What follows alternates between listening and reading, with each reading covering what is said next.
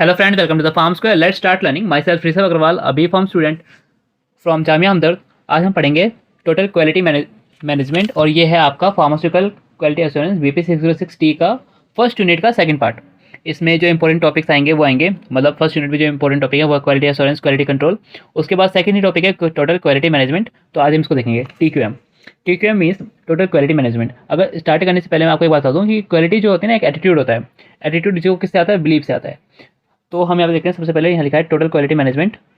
तो total quality management क्या है कि हम क्वालिटी को क्यों बना रहे हैं? ताकि हम कस्टमर को सेटिस्फाई कर सके। Customer satisfaction is our aim. हमारा एम क्या है कि कस्टमर को सेटिस्फाई कर सके, इसलिए हम क्वालिटी को इम्प्रूव करते रहते हैं। तो क्वालिटी को बनाए रखना और उसको इम्प्रूव करते रहना, यही हमारा टारगेट है। तो इसमें हम डेफिनेशन पढ़ते हैं। TQM means that the organization culture is defined by support the constant attainment of customer satisfaction. सब ये देखो यहाँ पे लिखा भी है, कस्टमर सेटिस्फैक्शन। कस्टमर को जितना आप सेटिस्फाई करोगे उतना ही आपकी जो सर्विसेज है, आपका जो मार्केट वैल्यू है वो बढ़ेगी। Through an integrated system of tool, techniques and training. ठीक है, ये तो हमें समझ आ गया। उसके बाद लिखा है कि this involve the continuous improvement. Second word यहाँ पे इंपॉर्टेंट आता है। पहला है यहाँ पे कस्टमर सेटिस्फैक्शन, कि कस्टमर सेटिस्फाई होना चाहिए। दूसरा आया है यहाँ पे कि continuous improvement. Continuous improvement means अगर कोई यहाँ पे प्रोडक्ट है, जैसे कि आपको एक एग्जांपल देता हूँ नोकिया का। नोकिया ने अपना इंप्रूवमेंट नहीं किया, जबकि आज नंबर वन जो है आईफोन है। वो क्यों है? क्योंकि उसने टाइम के साथ अपने जो प्रोडक्ट हैं उसको इम्प्रूव करते गए। यहाँ पे कंटिन्यूस इंप्रूवमेंट एक होना चाहिए किसी भी प्रोडक्ट के सर्विस में, ताकि उसकी जो क्वालिटी है वो टाइम के साथ सही रहे। अगर हम एलिमेंट देखेंगे कि ये TQM टोटल क्वालिटी मैनेजमेंट के क्या क्या एलिमेंट्स होते हैं, तो सबसे पहले आता है वहाँ पे क्वालिटी प्लानिंग। विदाउट प्लानिंग कोई भी टास्क एग्जीक्यूट नहीं हो सकता। Quality assurance. अब यहाँ पे आपको कमेंट्स में लिखना है कि क्वालिटी एश्योरेंस और क्वालिटी कंट्रोल में क्या डिफरेंस है। सबसे पहले एक मैं आपको क्लियर कर दूँ कि क्वालिटी एश्योरेंस जो होता है वो डिफेक्ट, जो ड्यूरिंग प्रोसेस डिफेक्ट होते हैं उस पर उसको प्रिवेंट करता है, जबकि क्वालिटी कंट्रोल जो होता है वो फिनिश प्रोडक्ट में आइडेंटिफाई करता है आपके डिफेक्ट्स को। तो हम यही से बता सकते हैं जो क्वालिटी कंट्रोल होता है, अगर वो डिफेक्ट को आइडेंटिफाई कर रहा है वो फिनिश प्रोडक्ट में, तो एक करेक्टिव टूल है ये।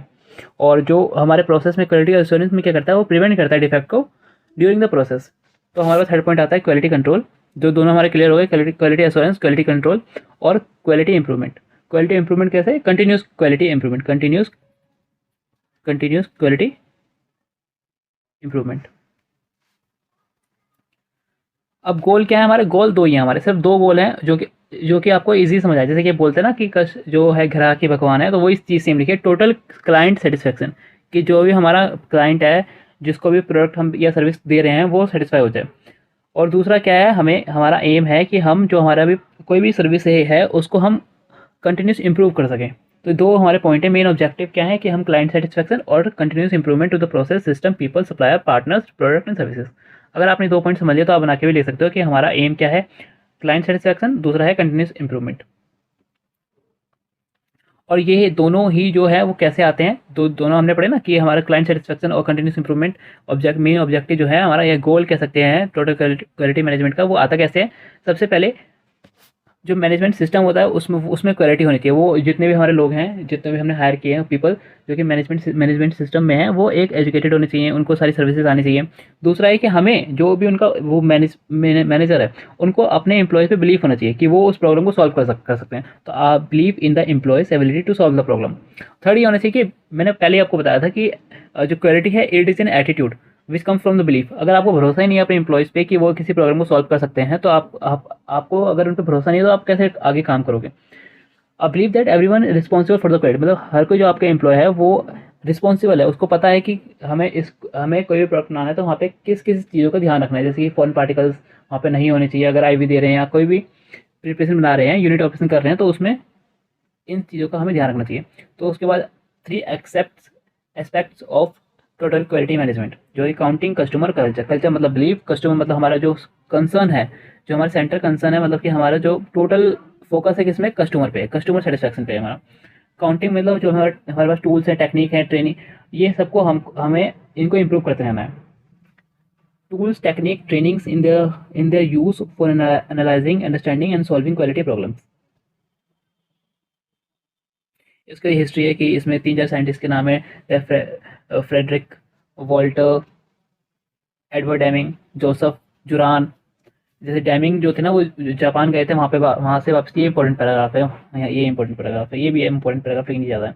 वहाँ पे गए थे, वहाँ से वापस आए तो उन्होंने देखा कि पहले जापान में जो होता ना कि इतनी ज़्यादा टेक्नोलॉजी नहीं थी, लेकिन जब वो उन्होंने देखा कि जापान ने अपने आप को कैसे एक एक टेक्नोलॉजी में अपना जो उन्होंने कैसे अपने आप को आगे लाए, तो वो चीज़ देख के जब वो वापस आए तो उन्होंने कहा कि अगर जापान ये कर सकता है तो हम क्यों नहीं। तो लिखा है if Japan can do it why can't we. जैसे होता है ना कि अगर वो कर सकता तो मैं क्यों नहीं, तो वही ऐसी है, if Japan can do it why can't we. Motorola वीएन 6 सिग्मा और फिलिप्स क्रॉसमैन ने एक लिखा था कि क्वालिटी इज फ्री। ठीक है, उसके बाद ये इंपॉर्टेंट है, ये वाला इंपॉर्टेंट है, आपको हिस्ट्री पढ़नी होगी, खुद से पढ़ना है वो, और नहीं तो मैं लास्ट में बताऊंगा। अभी इसमें क्या quality, history of total quality क्या है कि क्वालिटी क्या है, क्वालिटी एक एटीट्यूड है, एन एटीट्यूड, वो कम्स फ्रॉम द बिलीफ से, और उसमें क्या होता है जीरो डिफेक्ट। ये आपने जीरो डिफेक्ट साल पहले ही पढ़ा होगा, क्वालिटी एश्योरेंस क्वालिटी कंट्रोल में जब पढ़ाया था तब होगा जीरो डिफेक्ट्स और कंटिन्यूस इंप्रूवमेंट प्राइस ऑफ, और उसको कंटिन्यूस इंप्रूवमेंट विद मेजरमेंट। अगर मैं आपको एक चीज बताता हूँ, अगर हमारे पास कोई भी हमारे पास प्रोडक्ट है विद जीरो डिफेक्ट, ठीक है, तो हमें उसको हमें फिर भी ना इम्प्रूव करने का देखता रहना है कि उसको हम कंटिन्यूस इम्प्रूव कर सकते हैं, इम्प्रूवमेंट। और कितना हम इम्प्रूव कर सकते हैं, वो भी विद मेजरमेंट और विद टाइम। अगर मान लो कि एग्जाम कल है और आपने आज पढ़ा ही नहीं और आप कहोगे कि मैं परसों पढ़ूंगा, तो फिर तो आपका टेस्ट अच्छा नहीं जाएगा। इसलिए continuous improvement with time with measurement, price of conformance plus price of non conformance defects. Continuous improvement process starting से हम कर रहे हैं कि हमारा क्या चाहिए, हमें कस्टमर सेटिस्फैक्शन चाहिए और कंटिन्यूस इंप्रूवमेंट प्रोसेस चाहिए। Continuous improvement process, team management process involve improvement, problem solving और empowerment, shared leadership. History of total quality, doctor Joseph M Juran. ये फोर्ड मोटर्स का है कि फोर्ड मोटर्स से ही हमने लिया है ये कॉन्सेप्ट, स्क्रीनशॉट ले सकते हो आप। अगर हम बेनिफिट्स क्या है कि टोटल क्वालिटी मैनेजमेंट के बेनिफिट्स क्या है, एक बेनिफिट तो मैंने आपको स्टार्टिंग में बताया था कि आपकी मार्केट वैल्यू बढ़ती है। अगर कोई प्रोडक्ट अच्छा है तो उसकी मार्केट वैल्यू बढ़ेगी। जैसे कि आप कोई भी ब्रांड देख लो जो कि ब्रांडेड हो, तो उसकी खुद मार्केट वैल्यू है, लोगों का ट्रस्ट है उस पर। तो यहाँ पे देखते हैं हम, ये इंपॉर्टेंट स्लाइड है। इसमें क्या है कि higher productivity, enhanced market image, यही मैंने आपको बताया था। elimination of defect and waste, reduce cost and better cost management, higher profitability, improve customer focus and satisfaction, customer satisfaction बढ़ जाता है, increase customer loyalty। अगर किसी को एक बार आपने एक मेटफॉर्मिन दी और उसको पता है कि आपके ब्रांड की मेटफॉर्मिन जो है पेशेंट को लेके ना तो हाइपोग्लाइसीमिया होता है, पेशेंट ना हाइपरग्लाइसीमिया में जाता है, मतलब वो उसकी जो नॉर्मल आपका रेंज होता है इंसुलिन का वो मेंटेन करता है, तो वो आपके ब्रांड के लेगा। अगर किसी को उसको जेनरिक देंगे या किसी और ब्रांड को देंगे तो वो कहेगा कि मुझे वही चाहिए। अगर मान लो कि एक ब्रांड है, उसके पेशेंट लेता है, उसे ठीक हो रहा है, तो वो उसी की मेडिसिन लेगा, क्योंकि कोई भी अपने हेल्थ के साथ कॉम्प्रोमाइज नहीं करना चाहता। Ensured job security, improved employee morals, enhance share holder and stake holder value. अगर किसी की मार्केट वैल्यू बढ़ती है तो उसका शेयर प्राइस भी बढ़ता है, तो उसका शेयर होल्डर्स और स्टेक होल्डर्स को भी प्रॉफिट होता है। Improved and innovative process, enhanced adaptability to change और emerging market conditions and to environmental and government tradition. इसको बात नहीं, आप लोगों को enhance marketing base and calibration detector high profitability, increase customer loyalty and retention, increase job security, improve employ morals, enhance share holder and stake holder. ये important points हैं। उसके बाद रीजन ऑफ फेलियर, अगर फेलियर होने का reason ये है कि अगर उसके मैनेजमेंट ने कभी ट्राई किया है तो उसको इसलिए फेलियर होता है। क्वालिटी में मैनेजमेंट का थोड़ा सा क्यों हम उसको पा नहीं पाते, क्योंकि उसमें मैनेजमेंट है वो कुछ करना है, वो उसने जो प्रॉमिस करे उसको पूरा नहीं कर रहा है। तो आपको पता है वो प्रॉमिस कर चलते हैं, वहाँ पे जो टीचर होते हैं वहाँ पर ट्रेनिंग जाती है, इसीलिए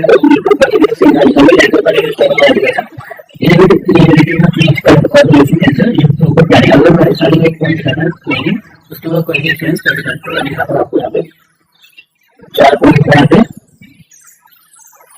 ये quality planning, assurance, planning, assurance, control, QC का यहाँ पे, और क्वालिटी इंप्रूवमेंट है।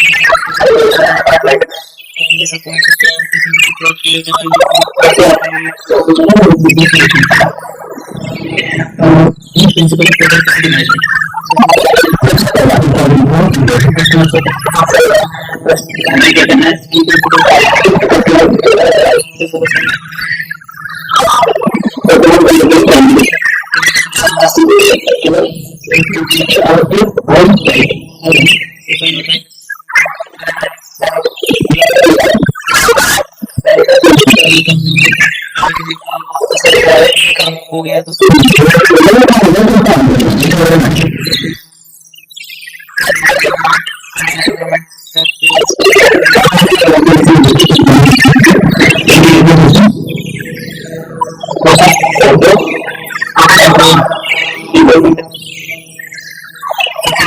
Customer focus